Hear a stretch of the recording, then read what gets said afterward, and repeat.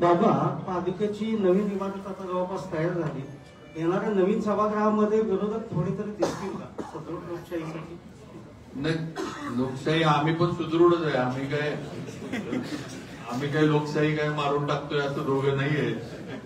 उगाच आमच्याबद्दल असा गैरसमज. आम्हाला पण लोकशाही सुदृढच ठेवायची. पण जसं महाराजांनी सांगितलं की चांगली लोक पालिकेत आली पाहिजे, ज्यांनी काम केलं पाहिजे, वेळ द्यावा, तशा लोकांना आम्ही, आणि त्यांच्या मागे सुद्धा चांगली, पालिकेत येणाऱ्या लोकांच्या मागे सुद्धा चांगली लोक असली पाहिजे, हे महत्वाचं आहे.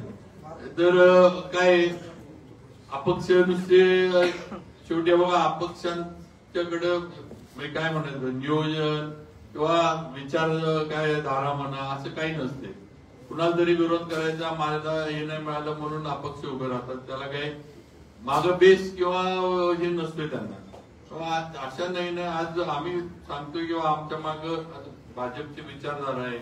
आज आमच्या मागं पूर्ण सरकार आहे की ज्याचा आम्ही इथं सातारच्या प्रगतीसाठी आम्ही त्याचा वापर करू शकतो.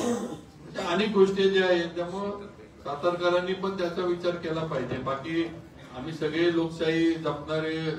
महाराष्ट्र नेहमी सांगतात की तुम्ही सगळे लोकशाहीतले राजे आहे, आमची राजेशाही गेली. कधी कधी ते चिडून म्हणतात परत द्या मग आमची, म्हणून तो वेगळा विषय.